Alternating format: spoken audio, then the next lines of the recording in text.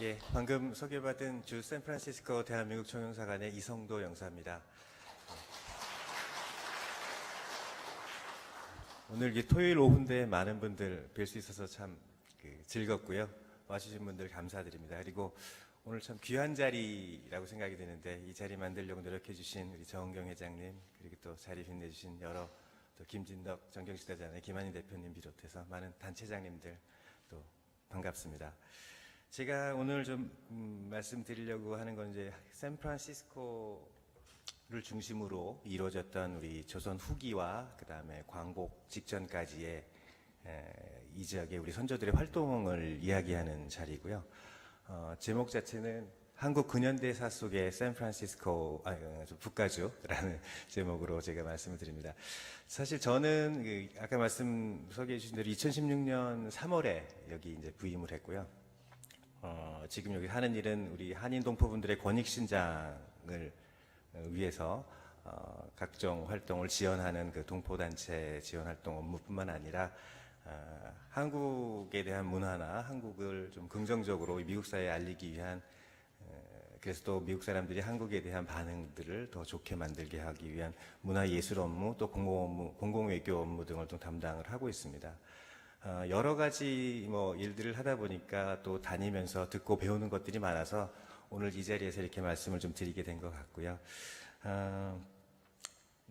지금 제가 여기 있던 게 이제 딱 2년이 되었는데 이 자리에 계시는 많은 또 우리 그 어르신들 또 선배님들 앞에서 제가 얼마 되지도 않은 이 짧은 일천한 지식으로 이렇게 말씀을 드리게 된 게 조금 좀 멋쩍기도 하고요. 하지만 제가 그동안 이제 보고 배웠던 거를 같이 정리해서 공유한다는 차원으로 말씀을 드리는 거니까 널리 양해해 주시고 들어주시면 감사하겠습니다. 특히 저는 역사를 전공하지도 않았고 제가 이제 한국에서 주로 했던 일들은 국정기획 업무, 정책평가, 규제개혁 이런 약간 기획 업무 파트들을 많이 했었기 때문에 다분히 국가보훈처라든지 문화재청 소속 공무원들보다는 훨씬 전문성이 떨어질 텐데 제가 원래 소속 자체는 총리실 국무조정실 소속입니다. 그래서 국무조정실은 특징이 이제 전부처 업무를 다 이렇게 관장을 하기 때문에 얇고 넓게는 알고 있습니다. 그래서 조금씩 들어봤던 내용인데 여기 와서 보고 배운 것들을 좀 정리해서 말씀을 드리겠습니다. 지식이 많이 부족하더라도 양해해 주시고 한번 좀 같이 시작해 보겠습니다. 화면 잘 보이시나요? 예. 이 사진 보시면 여기 어딘지 아시겠죠? 제가 강의 자료 준비하느라가 오후에 잠깐 나가서 영상한 사진이 필요해서 제 전화기로 한번 찍었는데 이 태극기가 아주 멋지게 펄럭이고 있습니다. 색도 선명하고요. 여기 좀 빛이 밝아서 그런데 이렇게 이 영사관 건물입니다. 이 영사관이 굉장히 오래된 건물입니다. 지금 65년 전에 매입을 한 거고요. 이 영사관 안에는 한 10여 명 정도의 영사가 일을 하고 있고요. 저희 영사관이 지금 이 북가주뿐만 아니라 콜로라도, 유타, 와이오밍주까지 4개 주를 관장을 하고 있습니다. 이 영사관의 태극기가 저렇게 펄럭이는데 이 북가주 전체에 공식적으로 태극기가 2군데 개항된 데가 있습니다. 저 영사관 한 곳이 있고요. 또 한 곳이 초영사님 관저 거기 2군데 이렇게 공식적으로 태극기가 걸려 있습니다. 태극기 너무 멋있죠? 예, 자주 보러 오시고요.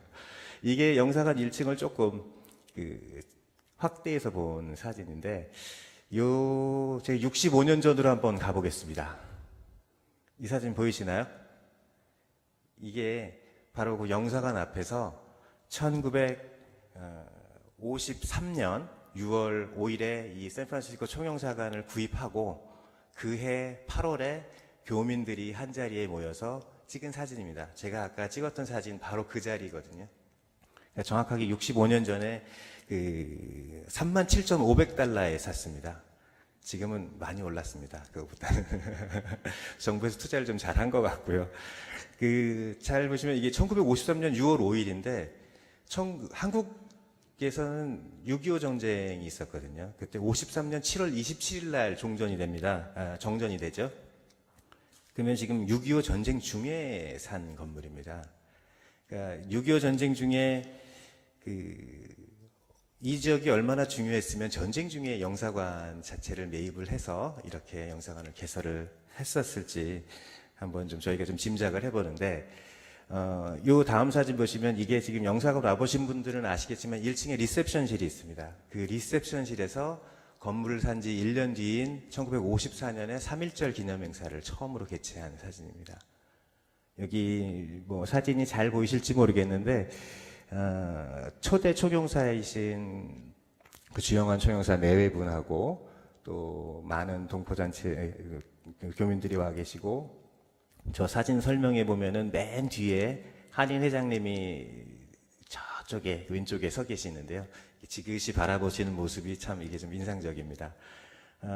이 자료들은 이미 여기 계시는 선배님들이 다 정리해 놓으신 책자에서 제가 카피했습니다. 저작권 표시 다 해놨습니다.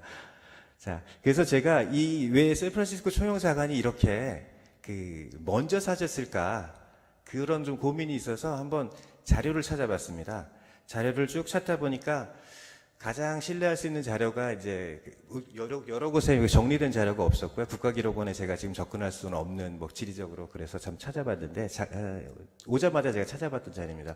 1948년 12월에 경향신문에 당시 외무부 그 정보국장이신 황성수 국장이 쓰신 글이 있습니다.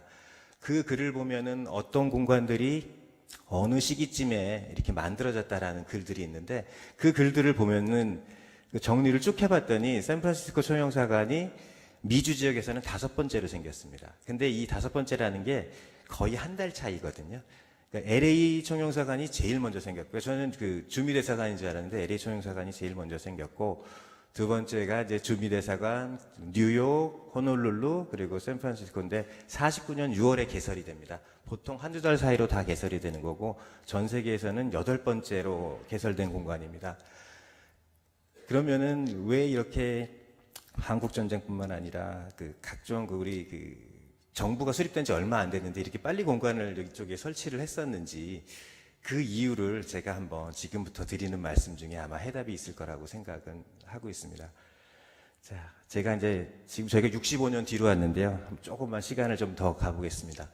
지금 이 보이시는 이 금문교는 미국을 대표하는 상징입니다. 동부의 자유여신상, 서부의 금문교. 너무나 잘 알려진 이 금문교가 1937년부터 있었고요.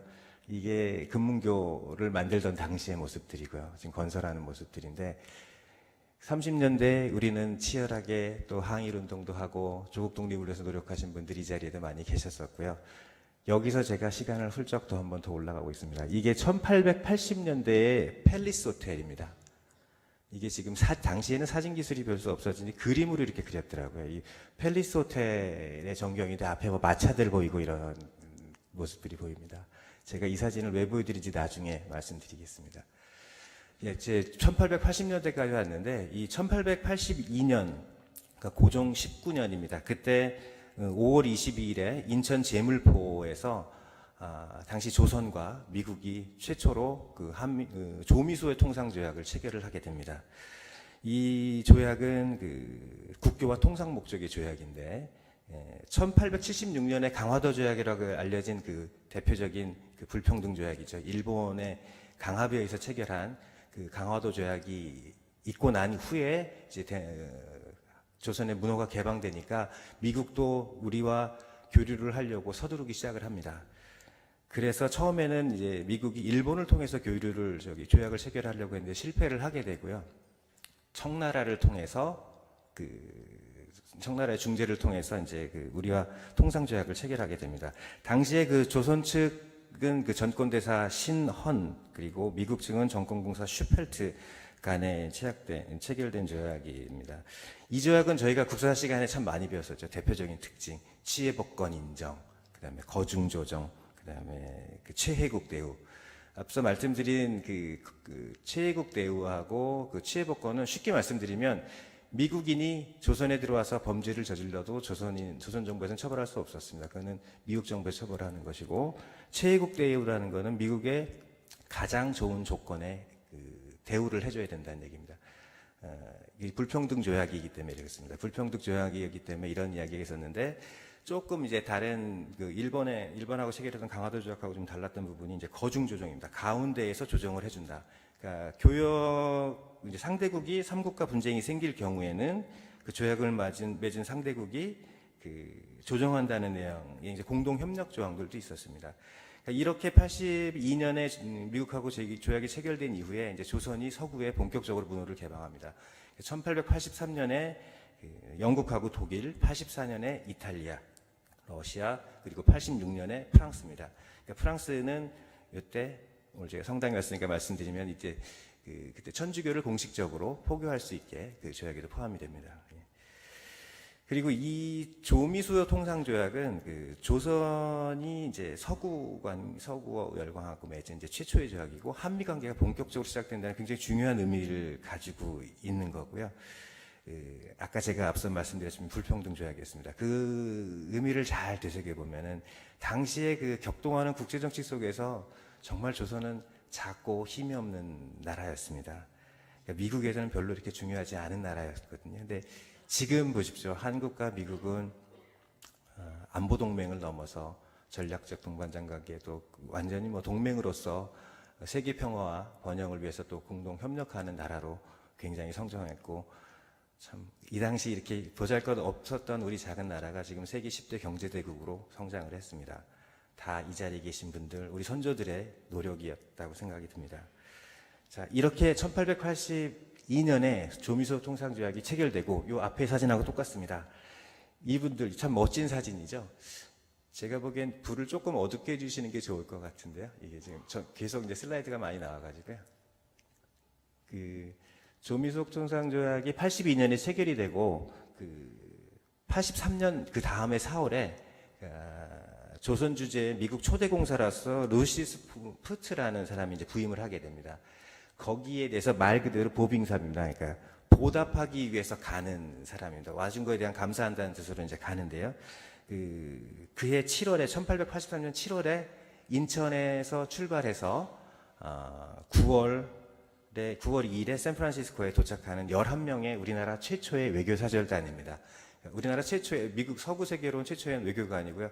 저 같은 외교관의 대선배님들이고 첫 번째 선배님들이신 거죠. 이분들이 이제 샌프란시스코에 첫 발을 내리신 곳이 저 페리부드입니다. 페리부드에 오셨고 좀 더 잘 나온 사진일 텐데요. 이 사진 보시면은 굉장히 멋있죠. 옛날 사진인데. 이 당시에 이제 민영익, 홍영식, 서광범, 변수, 현홍택, 유길준, 그리고 아까 보였던 미국 분이 이제 프레드릭이라는 분이시고요. 이런 분들이 같이 이제 오셨는데, 이분들이 오셔서 대륙을 횡단을 해서 뉴욕에서 미국 대통령 체스터 아서와 2차례 만나고 국서를 교환하고 양국 간의 우호 친선 관계를 다집니다. 저 사진 그림인데 사진 보시면 이제 우리나라 예법대로 이제 큰 절을 하고 이제 대통령을 맞이합니다. 근데 이 보빙사 일행이 미국 대륙을 횡단하면서 주목할 점이 각종 행사나 투숙을 하는 지역마다 태극기를 다 걸으셨다 그러더라고요. 당시의 기록들에 의하면은 태극기를 항상 또 휴대를 하셨었고요. 그리고 너무너무 열정적으로 다니셔서 당시에 통역했던 분들, 미국 분들도 굉장히 힘드셨을 정도로 아주 많은 걸 보고 배우려고 하셨던 분들입니다. 이분들이 이제 처음으로 우리 역사상에서 처음으로 서구 문물을 이제 배우고 미국을 견문하고 이제 근대적인 지도와 문물을 우리나라로 가져오는데 이제 결정적인 역할들을 하게 됩니다. 대표적으로 많이 잘 알고 계시는 유길준 선생의 서유견문록 많이 들어보셨죠? 이 보빙사 일행에 이제 포함되셨던 분인데 유길준 선생이 이제 돌아가는 걸 귀국을 포기합니다. 포기하시고 매사추세츠에 소재한 사설사관학교입니다. 데모 아카데미라는 곳에 등록해서 한국인 최초의 유학생이 되었고요. 이분이 공부하고 귀국하는 길에 유럽을 견문하고 배운 내용들을 정리한 책이 바로 서유견문이라는 책이고 이 내용을 통해서 서방 세계를 우리나라에 많이 알리게 됩니다. 이분들이 다녀가셨던 건물, 다녀가셨던 시점을 기념하기 위해서 저 페리빌딩 앞에 저런 조형물 보셨을 거예요. 저런 조형물이 어떤 거냐면은 한미수교 100주년 기념 조형물입니다. 저게 1983년에 우리나라의 한미수교 100주년 기념위원회가 작품을 만들어서 인천 제물포와 지금 인천의 자유공원에 있습니다. 그리고 여기 샌프란시스코 페리빌딩 앞에 있는 수비어만 공원인데 요 두 군데에 이렇게 똑같이 설치를 해놨습니다. 저 위쪽에 있는 게 인천 거고요. 그래서 이 작품은 그 최만린 선생이라고 서울대 미대 교수를 하셨고 국립현대미술관장을 하셨던 분이 이제 작업을 하신 건데, 저기 샌프란시스코에 쪽에 있는 그 사진에는 제 전속 모델인 저희 아들 둘하고 제가 올해 1월 1일에 장인환 전명훈 의사 그 의거지하고 이 기념 조형물 이제 교육시키고 새해 다짐을 같이 하자고 아이들하고 이제 가서 찍었던 사진입니다.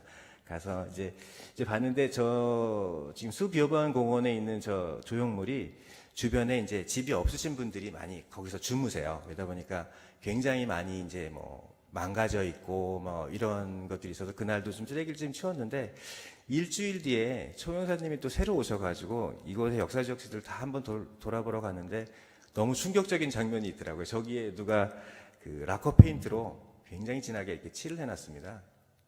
그래서 매일 저희가 늘 저희 샌프란시스코 노인회에서 주변을 정리하고 하시지만 저렇게 가면은 뭐 옷도 걸려 있고 침구리도 걸려 있고 음식 뭐, 근데 그날은 너무 충격적이어서 돌아와서 샌프란시스코 저 조형물을 저 예술 작품이기 때문에 샌프란시스코 아트 커미션에서 저걸 관리를 합니다. 그래서 그 커미션의 그 담당자랑 예전에도 도와주고 그래서 얘기를 해가지고 이제 근본적인 좀 대책을 좀 마련하자. 이게 그 위원회도 좀 안타까운 게 1년에 저기도 12,000달러 정도를 저 조형물에 투자를 해서 계속 관리를 합니다. 누가 와서 망가뜨리고 하면은 또 보수를 하고 저희가 또 연락하면 보수를 하고 하는데, 그래서 이번에는 좀 저희가 좀 그쪽하고 제가 직접 얘기를 오랫동안 해가지고 저 조형물을 근본적으로 훼손되지 않게 하려면 저기 이렇게 좀 안 보이는 것보다는 좀 더 좋은 쪽으로 옮기자. 그래서 내년까지 한번 좋은 곳으로 옮기자고 이제 뜻은 이제 그 정리가 됐습니다. 조만간 더 좋은 곳에서 더 많은 분들이 보실 수 있게, 또 한미 수교 또 지금 한미 동맹을 상징하는 중요한 조형물로서 저희가 하겠습니다. 최만인 작가분하고 제가 통화를 해봤거든요. 이거 조형물 때문에 당시에 가장 좋은 청동으로 만드셨다고 하더라고요. 그래서 저희가 이렇게 관리하고 동포분들이 이렇게 관리해 주시는 거에 너무 감사함을 표하셨고요. 그 말씀 여기서 제가 전해드리겠습니다. 아까 처음에 보셨던 그 팰리스 호텔 제가 사진 다시 한번 말씀드리는데, 이게 지금 최근에 이제 팰리스 호텔 사진인데 보빙사 일행의 첫 번째 투숙지입니다. 그래서 작년에 저희가 국경일 리셉션 행사도 여기서 했던 게 이제 의미가 이제 그런 의미에서 여기서 했었고요. 자, 당시에 제가 이제 우리와 미국의 첫 번째 그 수교가 이제 진행이 되고 그 무렵에 우리나라에서는 어떤 일들이 있었는지 한번 좀 설명을 드리겠습니다. 1882년 5월에 조약이 체결되고 1882년 12월에 대원군 실각했던 대원군 이런 척화파가 이제 주도가 돼서 이모군란이 발생을 합니다. 이모군란이 발생을 하는데 이제 청나라가 이거를 진압하고 종주권을 주장합니다. 우리 조선에 대해서. 그리고 계속 내정 간섭을 하는 상황이고요. 청나라의 저도 이게 화면이 잘 안 보이는 게 청나라의 입김이 굉장히 센 상황이었고요. 그런 상황에서 1884년 12월에 잘 아시는 갑신정변이 일어납니다. 갑신정변이라는 거는 일본을 중심으로 한 개화파, 일본의 지지를 받는 개화파들이 김옥균, 서광범, 서재필, 박영효, 홍영식 이런 분들이 이제 청나라 쪽에 이제 수구 세력들을 몰아나고 일본의 지원을 받는 개혁을 하려고 이제 일으키는 어떤 일종의 쿠데타입니다. 근데 이게 3일 만에 실패합니다. 일본의 배신으로 실패를 합니다. 중국의 힘이 너무 청나라의 힘이 세니까 일본에서 쭉 빠져버리거든요.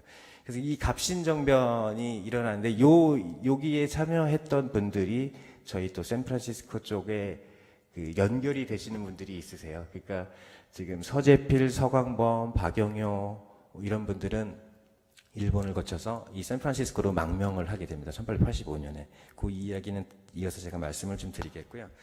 그리고 당시 이후에 이제 또 아무래도 청나라 힘에 계속 밀리고 있었습니다. 주미 정권공사로 박정양 선생이 부임을 했었는데 청나라의 반대로 그냥 옵니다. 이분이 그때 청나라가 굉장히 반대를 했습니다. 조선이 미국에 공사를 보낸다는 것 자체에 반대를 굉장히 했었고, 그러면 가더라도 지금 워싱턴에 나가 있는 중국 그 영사거나 대사한테 지휘를 받아라.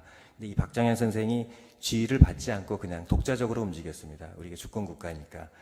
그런 게 문제가 돼서 결국은 이제 뭐 다시 청나라의 입김 때문에 돌아가게 되는데, 이후에 이제 그 1894년이죠. 요 해에 많은 일들이 있는데 동학농민운동이 이제 발생을 합니다.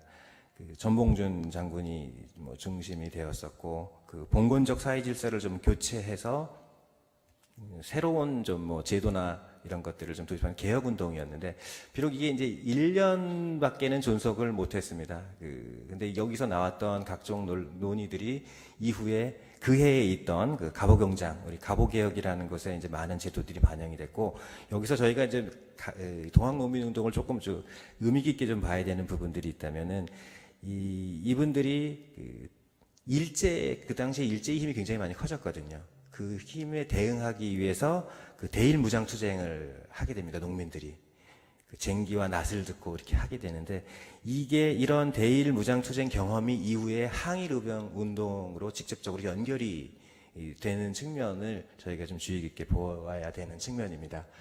그리고 그 해에 또 청일전쟁이 발발해서 이제 일본이 승리합니다. 지금까지 청나라가 우리나라를 계속 그 좌지우지하고 영향을 미쳤다면, 그 이후부터는 이제 일본에 의한 그 우리나라의 간섭이 좀 시작이 되는데, 1895년에 명성황후 시해 사건이 발생하고요. 1897년에 대한제국이 수립하고, 1904년에 러일 전쟁에서 이제 일본이 또 승리를 하게 됩니다. 일본이 계속 뭐 파죽지세처럼 밀고 나갑니다.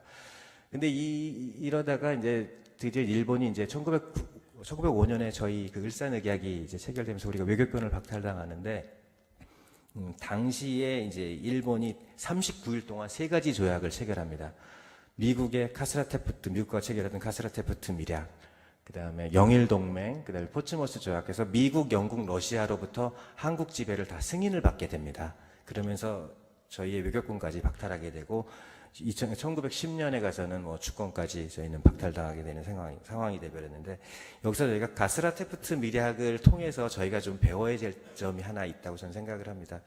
이 가스라테프트 밀약은 그 미국과 일본이 체결한 건데, 미국이 일본의 그 한국 지배를 인정을 하는 거였거든요. 대신 미국은 필리핀에서의 그 지배를 인정받는 것이었고요. 그러니까 지금 입장에서 본다면 왜 미국이 우리를 배신했을까 이런 생각이 드는데, 당시의 기준으로 본다면 미국의 조선에 대한 입장은 미국의 극동 정책입니다. 극동 지방 그 정책으로 볼 때 극동 지역 전체를 대상으로 한 것에서 본다면 조선은 굉장히 작은 비중이었을 테고요.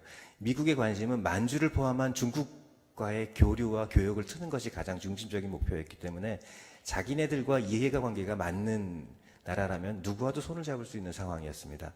그러면서 이제 일본과 손을 잡게 되었던 거고, 이게 바로 국제정치의 굉장히 냉엄한 현실 정치의 그 모습입니다. 100년 전에 이런 역사를 가지고 저희가 교훈을 삼는다 그러면은 더 이상 이제는 저희도 종속변수가 되지 않도록 우리 나름의 힘을 키워야 된다는 걸 절실히 느낄 수 있는 역사적인 그 사실들인 거죠. 자, 지금까지 이제 제 배경 설명을 드렸고요. 좀 국사 시간 같았는데, 제가 이제 저희랑 직접적인 관계되는 얘기들을 좀 드리겠습니다. 이제 초기에 하와이, 이제 이 미국에 그러면 우리 한인들은 어떻게 왔을까? 그런 사회적 배경이 있었는데, 어떤 분들이 처음에 왔을까를 한번 좀 찾아봤습니다. 당시에 지금 조선이 굉장히 격동하고 좀 복잡한 상황이었거든요. 그래서 1885년하고 88년 사이에도 한인들이 들어오셨습니다. 이 샌프란시스코에도 있으셨어요. 유학생이나 인삼상인 이런 분들이 들어오셨었고, 아까 말씀드렸던 가십분 정변을 통해서 실패한 그분들이 이제 망명길에 오르셨습니다. 그리고 1899년 호놀룰루에도 인삼상인이 이제 신이지 출신 인삼상인이 왔다는 이야기가 있는데, 거기에는 뭐 국적은 표현 자체는 중국인으로 공식 기록에 남아 있는데, 저희가 보기에는 그 기록에서 많은 학자들이 보시기엔 이분이 한국분이다라고 얘기를 하고 있고요. 기록에 남아있는 것들로 따져본다면 하와이의 미 합병 전에 1900년 1월 15일에 그 양백인 씨라는 분, 김일수 씨라는 분이 미국 정부 이민국 기록에 최초로 기록된 그 한국 입국자입니다. 그러니까 인삼 상인으로 이제 추정이 좀 되고요. 그리고 그 이후에 이제 하와이 합병 후에 또 많은 분들이 이제 들어오시고, 그리고 그 1903년 1월입니다. 이때 이제 그 102명의 한인이 하와이를 통해서 미국에 들어오는데, 저희는 그분들을 최초의 미주 한인으로 봅니다. 근데 앞에 들어오신 분들이 있는데 왜 이분들을 최초의 미주 그 한인이라고 하고, 이분들이 도착하신 1903년 1월 13일을 미주 한인의 날이라고 미 연방의회에서 기념일로 제정을 했고 매년 기리고 있거든요. 그 이유는 이분들이 이제 그 대한제국의 그 이민을 담당하는 수세원이라는 기관이 있었는데, 그 기관에서 여권을 공식적으로 발급받고 이쪽에 오신 공식적인 이민자이기 때문에 미주 한인의 날을 1903년 1월 13일을 기준으로 좀 정해진 겁니다. 앞뒤에서 얘기 나오지만 안창호 선생은 1902년에 오셨어요. 그러니까 최초라는 개념은 그런 의미에서 받아들이시면 될 것 같고요. 이게 그 1903년 1월 13일 102명의 한인들이 이 갤리코라는 배를 타고 하와이에 처음 도착합니다. 이 배가 그분들이 타고 오셨던 배들인데요.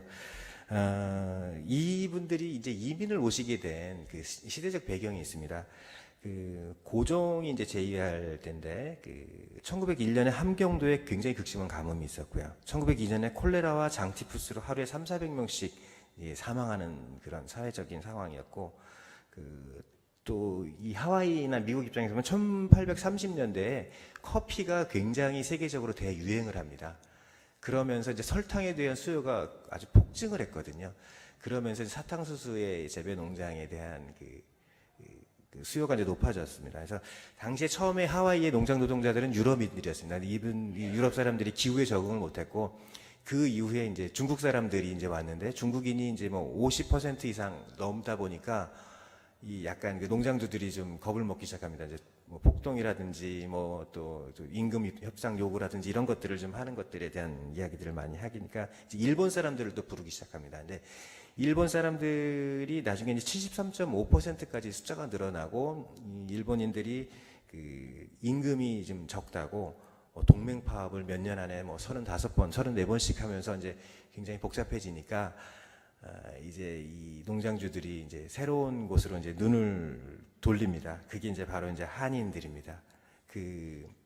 이 한인들이 이 당시에 그 가게 된 건 이제 고종 입장에서는 저런 측면이 있었습니다. 이 당시에 이제 중국인들이 못 들어오게 하는 법률이 제정되고 했었거든요. 하도 중국인들이 많아지니까 미국 내에서. 근데 중국인이 이제 입국이 거부되는 때에 이제 조선인이 들어간다는 거에서 굉장히 자긍심을 느꼈던 부분이 있었는데, 이 당시에 좀 분위기를 좀 알 수 있는 게 있더라고요. 그러니까 그 앨런 그 한국 공사가 하와이 주지사한테 편지를 보냈습니다. 그 내용들을 보면은 짧게만 말씀드리면은 한국인이 외국인 허가를 나가기에는 허가를 얻기에는 무척 힘들었다. 그래서 허가 없이 나가면 귀국하는데 문제가 따른다. 그리고 겨울에 혹독한 기근이 있었고 이민이 그래서 한층 더 매력적으로 좀 보였을 거다라고 얘기를 하면서, 중국인이 쫓겨난 곳으로 자기 나라 백성들이 간다는 것을 아는 고종 황제의 긍지가 이에 많은 관계가 있을 것이다라는 이야기를 또 합니다. 근데 여기서 또 조금 이제 한국인들에 대한 그 문화를 좀 알려주는, 습성을 알려주는 이야기를 편지에 썼는데, 이런 이야기였습니다. 조선인들은 참을성이 많고 근면하고 유순하고 오랜 복종의 습성으로 다스리기 쉽다. 그리고 외국 교육을 받는데 예민하고 적지 않은 이들이 미국으로 귀화했고, 그런 가운데 귀국한 이들은 잘 되었다. 그게 다 미국 교육의 덕이었다라고 이제 치켜 세우고, 또 이제 이분이 마지막 결론에 이렇게 얘기합니다. 그러니까 한국 사람들이 얼마든지 그곳에 가면 신이 보낸 한국인이 될 것이다. 그들이 별 탓이 없을 것이고 노동자로서 일을 잘할 것이라고 이제 이야기를 합니다. 이런 연유로 이제 그 한국에 많은 이민자들이 가시는데, 1903년에서 5년 사이에 총 7,226명이 하와이를 가십니다. 굉장히 많은 분들이 가셨죠. 이분들이 나중에 계약이 끝나면 다시 샌프란시스코를 거쳐서 이곳 중과주까지 내려가는 그 여정이 또 있습니다. 근데 이분들이 가셨던 분들이 가서 한국보다는 분명히 임금이 높았습니다. 근데 이분들이 얼마나 비참한 생활을 하셨는지 당시에 이제 기록들이 좀 나와 있습니다. 이홍기 선생이라는 분이 하와이 농장생활 체험기에 이제 쓴 내용입니다. 나는 4시 30분에 일어나서 아침을 먹었다. 새벽 5시에 일어나 일터로 나가야 했고 5시 30분부터 일을 시작했고 오후 4시 30분까지 일을 했다. 점심시간 30분이 고작 휴식 시간이었다. 나의 십장은 독일인이었다. 이게 그 작업반장이죠. 그러니까 십장은 독일인이었다. 그는 매우 엄격했다. 우리가 담배를 피우거나 일을 시작하면 허리를 펴는 것도 허용하지 않았다. 우리를 소나 말처럼 다루었다. 만약 그의 명령을 어기면 사정없이 뺨을 먹거나 채찍질을 당했다. 우리는 해고될까 두려워 학대에 대항할 수 없었다. 숙소는 사병들의 막사같이 생긴 판잣집이었다. 한 칸에 미혼 남자 4사람씩 기거했다. 주일은 쉬었다. 근데 아무런 오락시설도 없어 노동생활의 외로움을 달래기 위해 주말에는 모임을 가지기도 했고 더러는 방탕한 생활에 빠지기도 했다. 일당은 남자는 67센트, 여자는 50센트, 한 달 월급은 16불, 통역가는 30불이었다고 한다. 이 돈으로 겨우 생활을 유지했다. 들어보면 굉장히 좀 비참하시죠. 굉장히 힘들게 우리 선조들이 이 하와이에 정착을 하셨어요. 그분들이 이제 대부분 혼자 독신으로 오셨고요. 이 중에 이제 가족같이 오신 분들이 있습니다. 그분들은 이제 아이들하고 같이 왔는데, 당시에 통계에 보면은 그 남자가 총 7,200명 중에 남자가 6,000명이고 여자가 600명, 어린이가 500명이었습니다. 근데 이 가족끼리 온 분들은 굉장히 부러움의 대상이 되셨었고요. 굉장히 여기 이분들 힘들게 사셨습니다. 우리 선조분들이. 이 이야기를 이제 말씀을 드리는 거는 이분들이 이렇게 힘겹게 이 하와이에서 농장 노동 생활을 하시면서 계약 기간이 끝나고 비옥한 이제 그 미국 본토로 이주를 하게 됩니다. 그게 바로 이제 샌프란시스코를 통한 이 중가주와 캘리포니아 지역이 이제 대부분이 된 이분들의 많은 분들이 이제 상당수 분들이 이제 이곳으로 오셨습니다. 예. 자, 이런 배경 설명 좀 마치고요. 이제 저희가 이 항일 독립운동, 이 지역의 항일 독립운동을 좀 이야기하기 위해서는 이 지역 초대 그 지도자분들을 좀 말씀을 좀 드려야 되는데, 첫 번째가 이제 서재필 박사입니다. 아까 이분은 말씀드렸던 갑신정변 때 쿠데타를 일으켰다가 정말 이분의 당시 자료를 보면 3족이 멸해졌습니다. 자기 부인, 아이도 굶겨 죽였다는 설이 있는데, 그리고 부모, 양가 진짜 3족이 전체 다 진짜 몰살을 당합니다.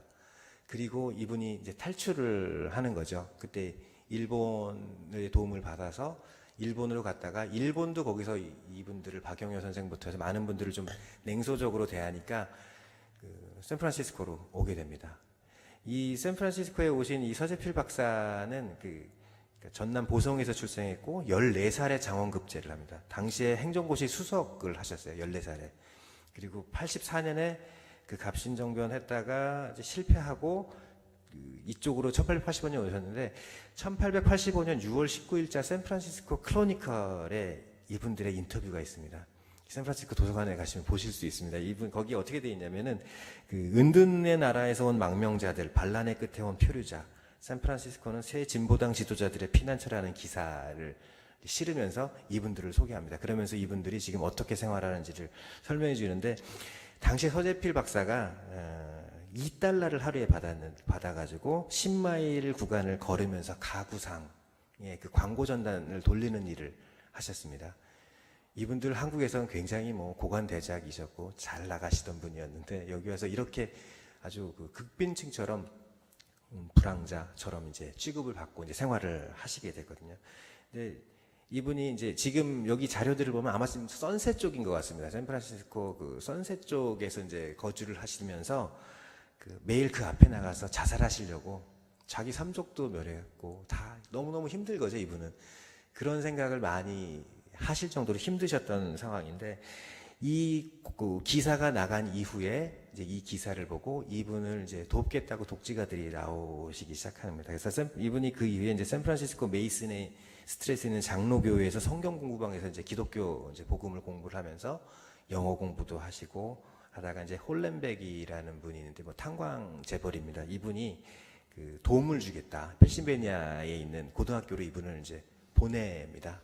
그래서 이 서재필 박사가 14살에 행정고시 수석했을 정도면 굉장히 뛰어난 그 천재인데, 이분이 콜롬비아 이제 그쪽으로 펜실베니아 가셔가지고 고등학교를 수학하고 1년을 이제 월반해서 그냥 우등 졸업을 하고 그 이후에 컬럼비아 대학 가고 그 메디컬 스쿨 진학하고 이제 한인 최초의 의학 박사까지 되십니다. 그 이분이 한인 최초의 시민권자세요. 예, 서재필 박사가. 이렇게 했고 이제 삼정이 말하지만 여기서 또 이제 그 초대 철도 우체국장이라고 표현을 하는 것 같은데 그분 딸하고 그 백인입니다. 그분하고 이제 결혼을 하시고 여기서 쭉 생활을 하시다가 이제 1890년대 중반에 이제 한국으로 다시 들어가셔가지고 거기서 독립운동을 하십니다. 근데 이분이 한국 가셔가지고는 한국말을 한마디도 안 하셨다고 합니다. 다 영어로 하셨다 그러더라고요. 그러니까 계속 암살을 하려고 미국에 있는데도 조체 대한 지역에서 보내고 하니까 거기에 이제 신물이 난 거예요. 그러니까 한국을 굉장히 싫어했고 거기에 이제 그거를 이제 따랐던 많은 사람들은 이제 조선을 싫어한 건 아니죠. 한국을 싫어하지는 않고 그 정부를 싫어했던 거죠. 그래서 와서 이제 고문 자격으로 나는 미국인이라고 주장을 하고 고문 자격으로 영어를 한마디도 안 쓰고 한국말 한마디도 안 쓰고 미국인처럼 대응을 했고 심지어는 왕을 만날 때 안경을 쓰는 게 굉장히 예의에 어긋나는 일이었다고 합니다. 근데 이분이 뭐 당당하게 안경을 쓰고 들어가고 왕 앞에서 담배도 물고 뭐 이러면서 자기는 일종의 좀 대항을 한 거죠. 그런 식으로 이분은 이제 조선에 가서 많은 독립 활동을 하시다가 다시 또 2차 도미를 합니다. 미국에 오셔서 여기서 외교 활동으로서 대한민국의 조선의 독립을 위해서 많이 활동을 하시게 됩니다. 이분이 바로 샌프란시스코에서 그렇게 활동을 했었고 가끔 또 미국에 있으면 샌프란시스코에 들러서 안창호 선생한테 고국 소식도 알려주고 했던 그런 분입니다. 이 두 번째가 이승만 전 대통령이시죠. 이분 너무나 잘 아시죠. 그러니까 1894년에 서울에서 협성회를 조직을 하는데요. 이 협성회가 뭐냐면 서재필 박사가 만드신 토론 조직입니다. 토론회. 여기서 서재필 박사한테 부르고 서재필 박사가 이승만 대통령은 항상 이군이라고 불렀다 그러더라고요. 대통령 임시정부 대통령이 된 다음에야 약간 존칭을 써주고 이군 이렇게 부를 정도로 거의 제자 같은 사람이었고요. 이분 이제 이승만 대통령은 이제 하버드 대하고 프린스턴 대에서 공부하고 철학 박사 학위를 받으셨고요. 1919년에 4월에 상해 임시정부가 생긴 이후에 국무총리와 대통령 등을 역임하셨고 1940년에는 유럽에서 외교 활동을 했었고 45년 4월 25일에 이 샌프란시스코에서 열린 유엔 창립총회에서 한국 대표단 이끌고 와서 우리도 연합국의 일원으로 참여하게 해달라 지지를 호소를 하기도 했었습니다. 73세 대한민국 초대 대통령으로 취임을 하셨고요. 1960년 4.19 혁명으로 하야하기까지 이제 우리나라 1, 2, 3대 대통령을 역임하셨습니다. 그리고 이 박용만 선생, 역사에서는 많이 아직 주목이 안 된 것 같은데 이 박용만 선생은 민족 약간 무장 독립 투쟁을 원하시는 분이었습니다.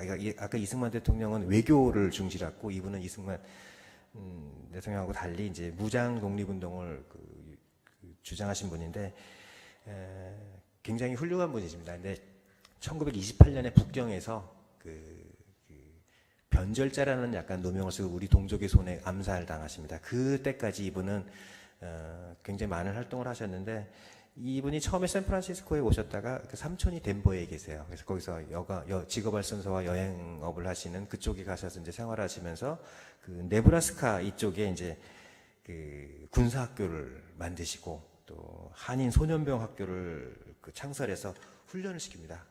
그런 활동들을 하셨고요.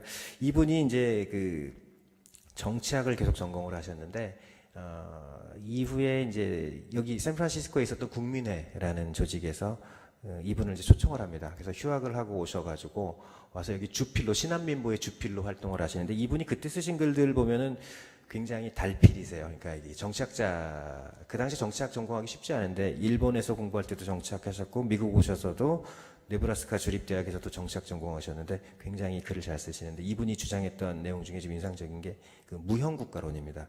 그러니까 영토와 주권이 없고 국민만 있기 때문에 진짜 국가를 가질 수는 없지만 샌프란시스코에 본부를 둔 국민회 같은 조직체를 정부에 준한다고 생각하자라는 게 가정부, 그러니까 임시정부의 개념을 이분은 이제 주장을 하셨는데 제가 보기에도 굉장히 좀 선지적인 예견 능력이라고 좀 미래를 잘 보셨던 분 같습니다. 약간 이분은 좀 그 역사적으로 재평가를 지금 받고 있으신 것 같고요. 그리고 이분 뭐 샌프란시스코나 북가주를 얘기하면서 가장 대표적인 안창호 선생입니다. 이 안창호 선생 이게 그 대한민국 임시정부의 국무총리 대리와 내무총장 시절의 이제 모습인데 굉장히 뭐 기품이 있으시죠. 이 글이 작아서 좀 안 보이실 것 같은데 안창호 선생 이야기를 뭐 제가 쭉 드리겠습니다. 근데 이 참 훌륭하신 분이세요. 보면 볼수록 참 이렇게 대단하신 분이 있을까라는 생각이 들 정도입니다. 자, 이게 안창호 선생이 이제 처음 1902년에 오시는데 이 신문이 지금 뭐냐면은 안창호 선생이 1902년 12월 7일자 샌프란시스코 클로니클즈에 이제 인터뷰를 하시게 됩니다. 전면에 다 실립니다. 이제 이 기사가 발굴이 됐다고 몇 년 전에 뭐 신문 기사에 나와서 제가 저 샌프란시스코 시립도서관에 가서 이 기사를 찾아봤습니다. 제가 그래서 PDF 파일을 가져온 거거든요. 읽어봤어요. 근데 너무 재밌습니다. 이 내용을 좀 잠깐 소개를 좀 해드리면 여러분들도 시립도서관에 아이디 등록하시면 집에서 PDF로 저 당시 기사들 다 다운받아 보실 수 있습니다. 샌프란시스코 클로니클즈에 상당히 많은 내용의 우리와 관계된 내용들이 있습니다. 다 장인환 전명훈 의사 그 내용도 있고요.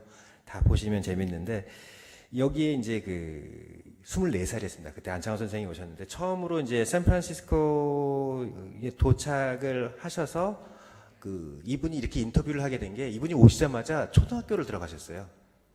그 자기는 교육자가 되려고 여기에 왔다고 하십니다. 교육자가 되려고 여기에 오셨는데 그래서 학습을 다시 하겠다. 그래서 초등학교를 간 게 화제가 좀 된 건데 이분들이 이제 그 당시 기사 제목을 보면은 이제 한국 잠자는 나라입니다.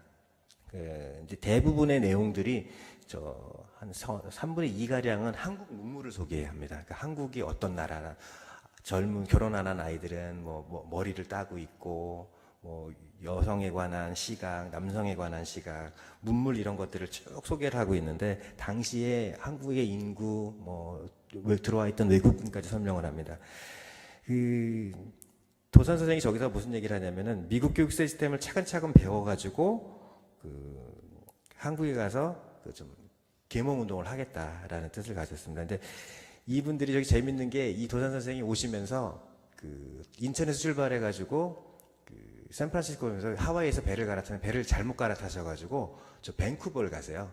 그래서 밴쿠버를 가셨다가 다시 또 샌프란시스코 오는 그 배를 구해서 내려오다 보니까 완전히 빈털터리가 됩니다. 여기 뭐 아는 사람도 없고 그러다 보니까 저기 지금 다운타운에 차이나타운을 이제 배회하고 부인 이혜련 여사하고 같이 결혼하자마자 4개월 만에 오셨는데 쭉 걸어 다니십니다. 진짜 돈 한 푼 없이. 그러다가 정말 뭐 운 좋게 드류 박사라는 분을 만납니다. 이분이 어떤 분이냐면 한국에서 의료 선교 활동을 하시느라고 한국에 가셨다가 8년 동안 계시면서 안창호 선생이 한국에서 그 명연설들을 많이 하셨었거든요. 그것들을 보고 감동을 받았던 분이 한눈에 알아보고 이분을 데리고 오클랜드에 있는 자기 집으로 데려가십니다. 그래서 거기에서 기거하면서 집사처럼 활동하게 하시면서 살게 해주시거든요. 그렇게 해서 이분이 이제 미국에 정착을 안창호 선생이 이제 하시게 되는데 기사에 보면 좀 재밌는 게 이제 태극기를 그러니까 안창호 선생님이 그 방 안에 태극기를 걸어 놓으셨다 그러더라고요. 거기 뭐라고 써 있냐면 가운데 원이 그려져 있는데 빨간색과 검은색으로 칠해져 있다. 바깥에는 도미노 같이 생긴 네 쌍의 검은 선이 그려져 있다. 이게 태극기를 설명하는 거고 안창호 선생이 굉장히 그 당시에 이제 늠름하게 이제 인터뷰를 하고 굉장히 기품이 있다라고 표현을 계속 신문을 합니다. 이제 여기에서 이제 우리가 유추할 수 있는 게 도산 선생님이 이렇게 12월에 하셨었고, 그리고 이 인터뷰가 끝나고 클로니컬지에서 클로니컬지를 견학을 시켜줍니다. 그러니까 도산 선생이 거기 인터뷰에 보면은 죽은 사람이 깨어나는 느낌이다라고 할 정도로 굉장히 충격을 받으셨던 것 같아요. 이 신문이라는 거에. 그 이후의 활동에 굉장히 영향을 미칩니다. 이 도산 선생이 이제 이렇게 오시고 이제 2년에 오셨는데 3년, 4년 지나면서 이제 첫 번째로 이제 하신 일들이 이제 상황 한인 친목회라는 걸 조직을 하십니다. 상황 한인 친목회라는 거는 진짜 8명으로 출발했는데 이게 바로 미주 지역 최초의 결사입니다. 상황 한인 친목회. 지금 많은 한인 단체들의 뿌리가 되는 거고요. 그래서 1903년에 만드셨다가 이 조직을 이제 발전시키는 게 공립협회입니다. 너무나 유명한 공립협회가 1905년에 만들어집니다. 이 건물이 그 샌프란시스코 퍼시픽 938 번지입니다. 가봤는데 지금은 뭐 그 다른 분들이 살고 계신데 여기서 공립협회를 창립을 합니다. 미주 최초의 한인 모임입니다. 민족운동이 진짜 여기서 출발을 한 거거든요.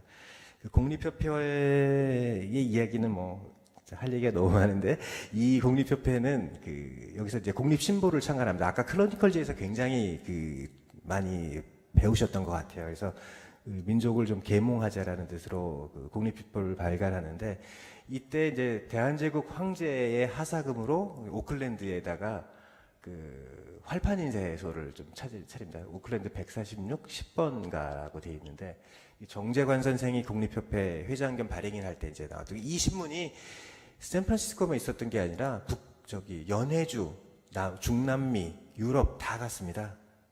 뭐 한국까지 들어가고 물론이고요. 그러니까 상당히 큰 역할을 했었던 거죠.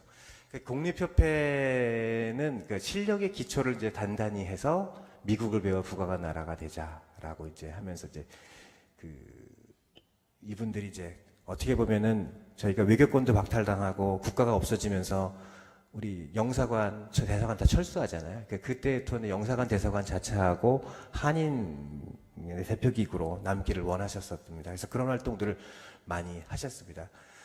여기도 지금 흥사단 회원님들도 계신 것 같은데, 뭐, 이건 약간 시기적으로 좀 떨어져 있지만, 흥사단도 안창호 선생, 또 대한민국민회 그때 이제 만드셨던 거고, 저 건물이 영사관에서 걸어서 한 5분 정도 거리에 있습니다. 제가 가끔 점심 때 샌드위치 사 먹으러 갈 때 저 앞이랑 대한민국민회 앞을 항상 지나다니거든요. 근데 여기가 그 영사관 지역에서 저런 일들이 많이 있었습니다. 지금 영사관이 거기에 있는 이유도 그렇지 않을까 한번 추정을 좀 한번 해보고요. 예. 흥사단 저기 안창호 선생님 직접 손으로 그리셨던 게 화면이 잘 안 보여서 이건 다음에 설명을 좀 드리겠습니다. 자, 저희가 이제 뭐 이 국가주 이야기를 하면서 장인환 전명훈 의사 이야기를 안 할 수가 없는데요. 이 장인환 전명훈 의사는 우리나라 최초의 의열투쟁입니다. 그 1908년에 그 스티븐슨을 이제 저격을 하게 되는데 뭐 잘 하시는 얘기인데 제가 다시 한번 설명을 좀 드리면은. 그 스티븐슨이 정말 망언을 합니다. 조선에 대한 일본의 지배가 정당하다는 이야기를 계속 떠들고 다니고 또 인터뷰를 통해서 미국 사회에 그렇게 알리니까 1908년 3월 23일 날 스티븐슨을 저격하는데 그 전날 페어몬트 호텔, 지금 여기 페어몬트 호텔에 이제 스티븐슨이 와서 이제 이야기를 또 똑같은 주장을 합니다. 그러니까 그 당시에 많은 한인들이 페어몬트 호텔 로비에서 의자를 들고 뭐 부시면서 공격하면서 스티븐슨을 공격을 하면서 말을 취소하라고 하는데 그리고 그 다음 날 이제 자기 도시 신변의 안전을 위협을 느끼니까 하려고 했었습니다.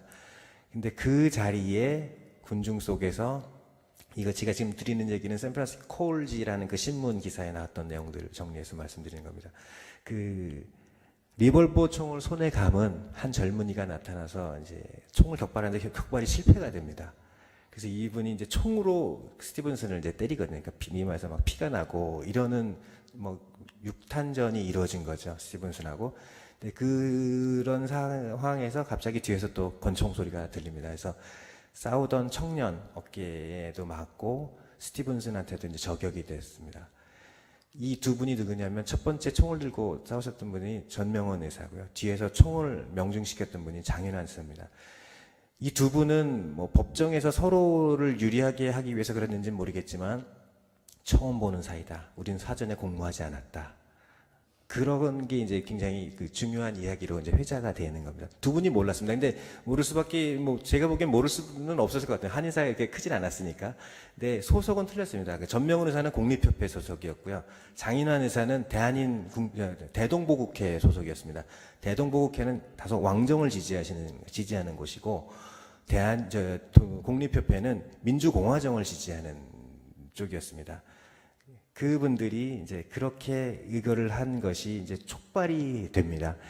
우리 역사에서 굉장히 중요한 한 장면이거든요. 이게 지금 샌프란시스코 가시면 페리 빌딩 앞에 가보시면은 거기 그런 내용들이 있는데 저게 콜지에 나와 있는 그 기사들입니다. 기사를 3면에 걸쳐서 한 3일 동안 특집으로 계속 내보냅니다.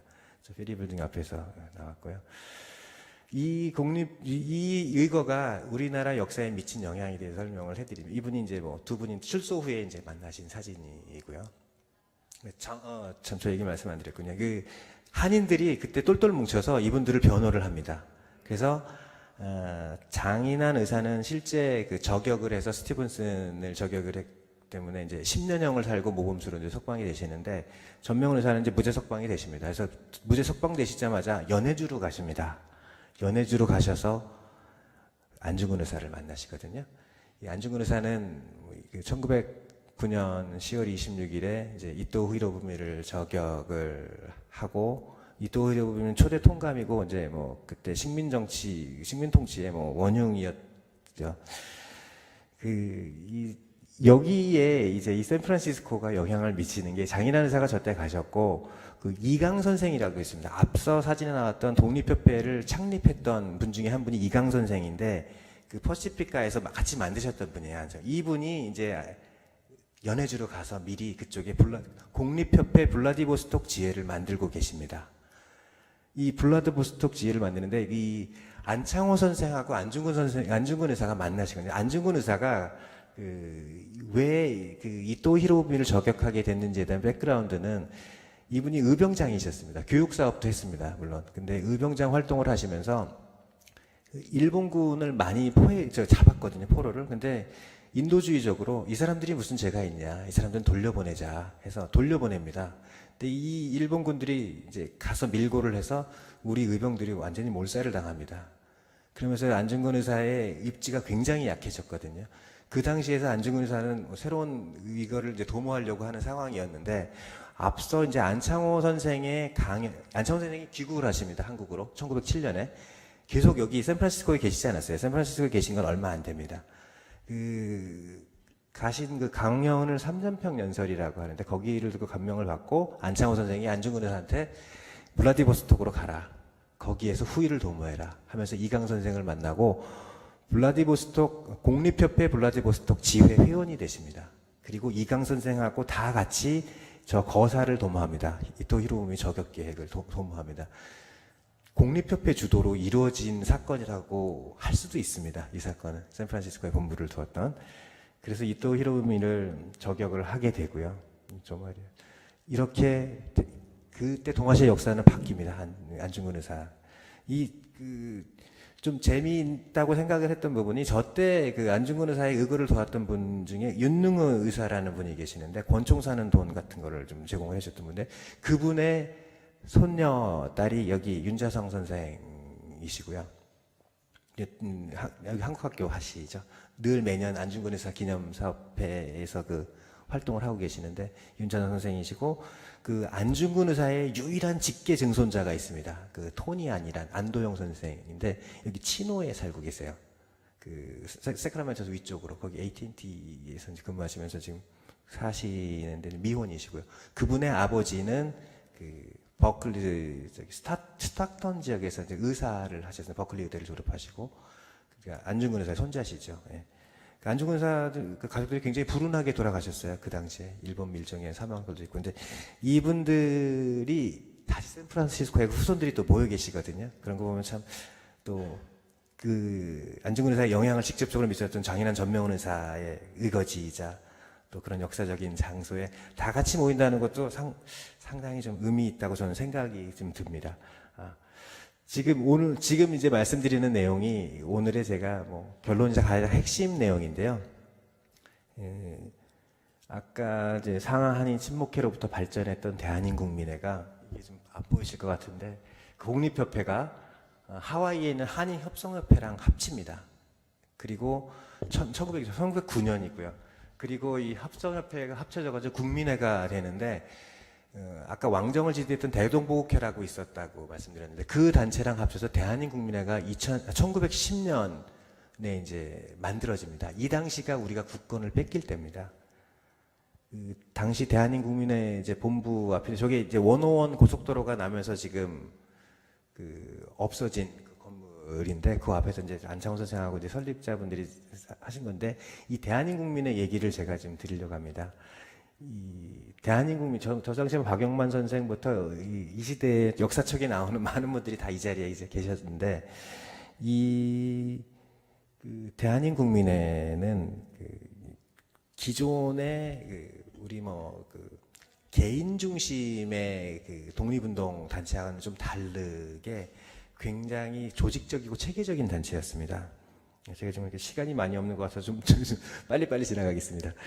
이게 장인환 전명은 의거 후에 꾸준히 이 미주 동포 사회에서 논의가 됐던 게 모든 한인단체들의 통합 조직을 만들자. 북미 지역 한인단체의 통합 논의가 계속 나왔었고요.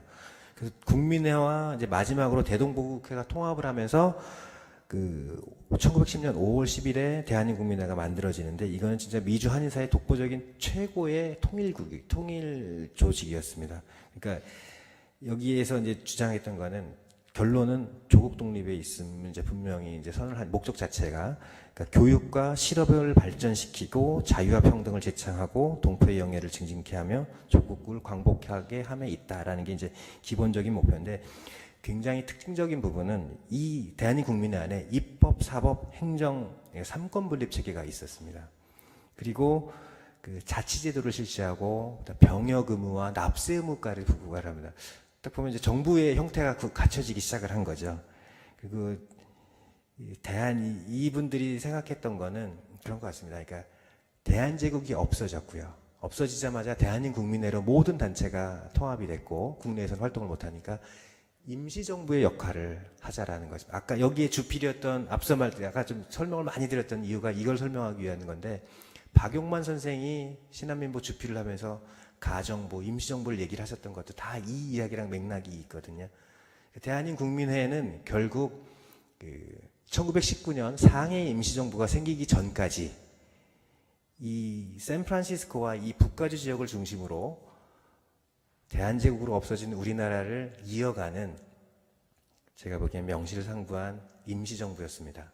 그거에 대한 학자들의 아직 연구를 잘 명확한 건 못 보는데 이렇게 주장하시는 분들이 좀 있어요. 제가 지금 이 말씀을 드리는 것도 지금 독립기념관에 있는 그 이명화 선생의 논문을 제가 참고를 해서 말씀을 드린 거고 여기에 들어있는 지금 드리는 말씀들은 학자분들의 논문, 국사편찬위원회의 자료, 그 다음에 신문 기사, 당시에 미국 언론 기사들을 가지고 말씀드리는 건데 그게 우리 동포사회뿐만 아니라 학계에서도 저는 약간 좀 저평가되어 있다고 봅니다.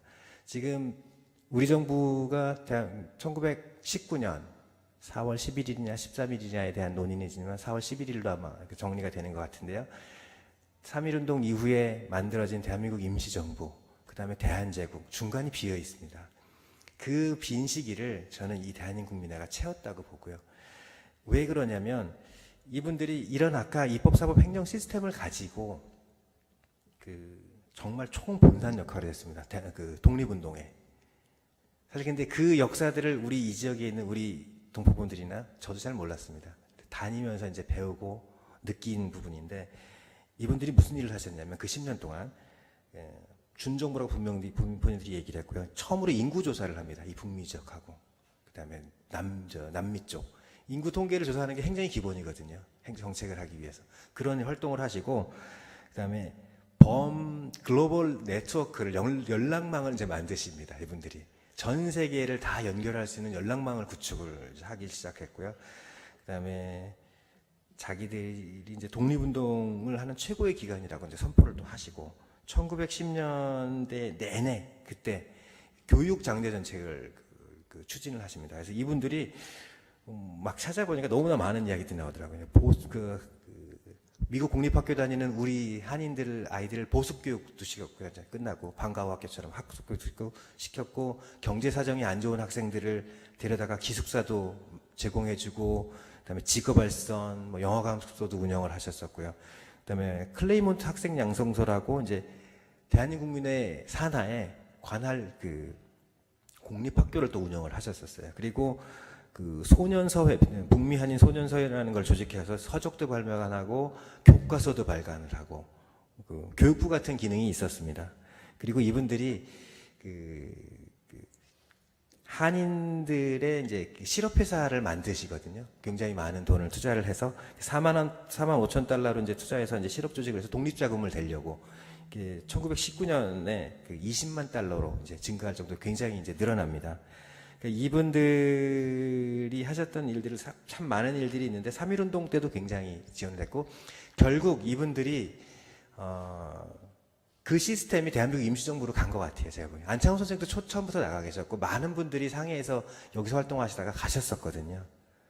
그러니까 이분 개인적인 명망에 의존하는 게 아니라 시스템에 의해서 움직이는 처음으로 민주주의에 대한 학습을 우리 민족이 하게 되었다는 점에서 굉장히 좀 그 특징이 있다라고 생각이 듭니다. 당시에 우리 공포들 가슴 속에 정말 응어리져 있었으니까 나라가 없어졌으니까 그거를 이렇게 다시 이분들이 이제 했었고요. 통일 민족 국가 건설을 최종 목표로 좀 두었었고, 재미 한인 사회뿐만 아니라 범세계적인 네트워크를 만들면서 국외 한인 사회에서 가장 큰 영향력을 이제 행사를 했습니다. 그래서 이분들은 어찌 보면 이분들의 그 기존의 우리 민족들이 뭐 한인, 조선이라는 우리 민족을 상징하는 이름들을 주로 써왔었는데 이 공립협회 때부터 줄기차게 안창호 선생을 비롯한 많은 분들이 주장을 하십니다. 국민주권에 대해서 주장을 하십니다. 그게 결국 넘어오면서 대한신민회라든지 국민의 명칭을 좀 사용하게 됐고요. 결국 이 명칭이 대한민 국민회로 갔고 그게 상위 임시정부로 전해지면서 대한민국 임시정부라는 표현이 나오게 됐고 결국 지금 우리나라의 국호 대한민국이 만들어지는데 직접적인 영향을 이곳에서 주었다는 말씀을 드릴 수도 있습니다. 이거는 뭐 저희 의견이 아닙니다. 학자분들의 의견이고요. 그렇게 이 굉장히 중요한 지역에 우리가 지금 살고 있다는 것에 자부심을 분명히 느껴야 될 것이고 이 지금 어찌 보면 혼돈과 분열 또 갈등이 있는 이 우리 사회에 그때 통합정신을 보여주셨고 그 영향을 통해서 지금의 대한민국을 있게 한 그 근본의 뿌리들이 이곳에서 나왔다는 점을 좀 생각을 한다 그러면 우리가 지금 뭘 해야 될지라는 생각이 좀 듭니다. 제가 지금 많은 분들이 좀 불안해하셔서 시간이 없으신 것 같아서 다음에 기회가 있다면 제가 정말 밤을 새서 이야기하고 싶습니다. 정말 많은 이야기들이 있는데 지금 제가 뭐 짧게 제목만 설명을 좀 드리면요. 이게 안 넘어가네요. 임시정부에 가십니다. 안창호 선생이 이 시스템을 가지고 가셨을 거예요. 그때 임시정부 찍은 사진인데 저기 뒤에 보면 임시정부 국무원, 대한민국 임시정부 국무원이 행정부라는 뜻입니다. 그 활동을 하셨던 사진들이고요. 뭐 이건 제가 다음에 말씀드릴게요. 이거 다뉴바시에 아까 오셨던 하와이 농장 노동자 이야기를 제가 왜 했냐면 이거 말씀드리려고 했거든요. 이때 우리 선조들이 여기서 수많은 독립자금을 모아서 상해 임시정부를 운영하셨습니다. 다 여기서 지금 진행이 되신 것들이고요. 이때 1919년이 3.1절 대한민국에 있었지만 1920년 3.1전 1주년 기념식을 여기 다뉴바에서 했어요. 뭐 정말 비행기도 날아가고 윌로우스 비행학교에서 이건 다음에 제가 설명을 좀 드리고요. 그때 아이들 모습 다 그때 배 타고 오셨는데 이게 작년에 제가 찍었던 사진들인데요. 8.15 행사를 여기서 처음으로 했습니다. 20여 년 넘게 혼자서 김명수 회장님이라는 분이 해병대 전 회장님이 혼자서 20년간 이분들을 돌보셨습니다. 그러니까 왜 이분들을 돌보셨냐면 그때 오셨던 분들이 독신으로 오셨다 그랬잖아요. 그러다 보니까 후손이 없어요. 그러니까 저기에 190기의 묘가 묻혀 있는데 이분들을 아무도 돌보지 않는 걸 이분이 알고 20여 년 넘게 혼자 저렇게 관리하시고 늘 기념식을 해오시는 이야기를 알고 작년에 이러면 안 되겠다 싶어서 제가 국가보훈처에 건의를 했고 보훈처에서 작년에 처음으로 이제 정부 대표단을 파견을 했고 관련 행사 비용을 지원하고 해서 저기 샌디에고부터 저 위에 세크라멘토에서까지 많은 분들이 오셔서 이분들을 되시겠습니다. 하루에 69센트 받으신 돈의 상당 부분을 독립자금으로 냈습니다. 상해 임시정부로 보냈습니다. 얼마나 더운 데서 고생하셨는지 작년에 했던 사진들이고요. 올해 기회라면 꼭 한번 같이 가시죠. 올해도 또 올 겁니다. 정부 국가보훈처에서. 그리고 윌로우스 비행학교. 요 분들 이거 1920년 7월에 생겼다가 20년 11월에 문을 닫습니다. 2년밖에 존속을 못했어요. 아니 4개월밖에 존속을 못했습니다. 근데 여기에 의미를 두는 이유가 바로 우리나라 공군의 효시입니다. 임시정부에서 1920년에 독립전쟁을 하겠다고 선포를 하고 비행사 양성을 합니다. 그게 이제 이 윌로스 비행학교입니다. 김종림 선생이라는 분이 대부분의 돈을 대셨었고요. 그해 11월에 대홍수가 오면서 다 상황이 안 좋아져. 이것도 다음에 또 기회가 있으면 말씀드리겠습니다. 이거는 이게 안 보이실 텐데 제가 한번 연표를 정리해 봤어요. 이게 말씀들도 많이 하시는데 그걸 한번 정리해 봤고 모든 사료를 찾아서 정리한 게 뭐냐면 어떻게 이 지역에 있었던 독립운동 역사가 맨 저기 왼쪽에 있고요. 그 당시에 있었던 건물들 장소입니다. 공립협회 대한민국민회 상항한인연합감리교회 오클랜드 연합감리교회 이 장소들을 쭉 찾아봤고요. 다 직접 제가 가봤습니다. 여기 다 옮겨 다니는데 다 찾아봐봤고요. 그러고 정리를 해보니까 한국의 역사도 지금 그 당시에 있었던 역사, 그다음에 도산 선생의 행적을 이제 같이 이제 비교를 해봤는데 주목할 점은 저겁니다. 도산 선생이 1902년에 오셨다가 4년에 LA로 내려가셨고요. 거기서 왔다 갔다 하셨어요, 이쪽에. 1907년에 한국으로 들어가십니다. 들어가셨다가 한국에서 활동을 계속 하세요. 그러다가 1919년에 다시 2차 도미를 하십니다. 오셨다가 19년부터 상해에서 활동을 하시다가 1910년부터 19년까지 여기 계시고 1919년부터 상해에 계시다가 안 오십니다. 이쪽으로는. 1919년 이후에는 여기 안 계세요. 한 번 오십니다. 1925년에서 26년 사이에 이쪽 멕시코 순방. 그래서 이 당시에 어느 건물에서 제일 많은 일이 있었을까라고 생각을 하면서 쭉 찾아보니까 상항한인연합감리교회랑 대한민국민회가 같이 건물을 쓸 때가 있었습니다. 이대희 선생이 목사 겸 대한민국 북미주방총회 의장을 같이 하셨기 때문에 그게 이제 1910년대거든요. 여기 이제 나중에 관심 있는 분들은 지금 누가 살고 있으니까 겉에라도 한번 가보십시오. 1053 오크 스트리트라는 곳이 있습니다. 샌프란시스코 시내. 거기가 이제 제일 많은 활동이 있었던 당시고요. 그 이후에 이대희 선생이 1930년 돌아가신 다음이지만 그때까지 모금을 해서 1930년 이후에 지금 차이나타운에 있는 포엘 스트리트에 건물을 사게 됩니다. 그게 우리의 최초의 또 건물이었던 것 같은데 설들이 지금 굉장히 많아요. 그래서 정리를 제가 지금 계속 하고 있는데 여러분들한테 제가 이게 말씀드리는 게 혹시라도 의견이 있으시면 저희한테 좀 알려주십시오. 그러면 저도 그걸 쭉 정리를 하면은 표 하나로 여기에 어떤 일이 언제 어디서 있었고가 좀 정리가 될 것 같아요. 그러니까 사료들도 다 틀리고 어디에 종합적으로 정리된 게 없어서 제가 이제 임기 10개월 남았는데요. 가기 전에 그건 한 장은 꼭 정리를 해놓고 가려고 합니다. 그래서 언제든지 연락을 주시고요. 자, 제일 중요한 장입니다. 이 장. 여기다 여러분들 뭘 채울까요, 우리가?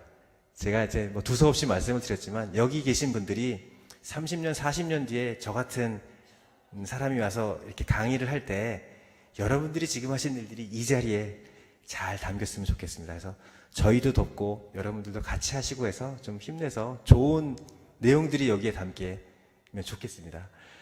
제가 시간이 없고 질문을 못 받으니까요. 이게 제 개인 이메일 주소입니다. 언제든지 연락 주시면 제가 전문가가 아니기 때문에 읽어보고 한국에 물어보고 답변을 제가 찾아서 보내드리겠습니다. 언제든지 연락을 주시고요. 제가 두서없이 말씀드리고 좀 한정된 시간에 말씀을 드리려다 보니까 많은 걸 말씀을 못 드렸는데 다음에 또 좋은 기회가 있으면은 더 설명을 드리고 정말 대한민국을 낳게 한 또 대한민국 임시정부를 낳게 한 그 뿌리가 바로 이 북가주에서 있었다는 점을 저희가 잊지 말고 여기에 계시는 모든 분들이 자긍심을 갖고 또 세계 경제를 지금 움직이는 핫한 지역 아닙니까? 여기서 우리가 정말 우리 한인들을 위해서 또 한인들이 똘똘 뭉쳐서 할 수 있는 일이 분명히 있을 겁니다. 저희와 함께 저도 돕겠습니다. 여러분들 하시는 일 말씀만 해주시면 제가 열심히 돕겠습니다. 오늘 그런 자긍심을 갖고 같이 헤어지면 좋겠습니다. 자,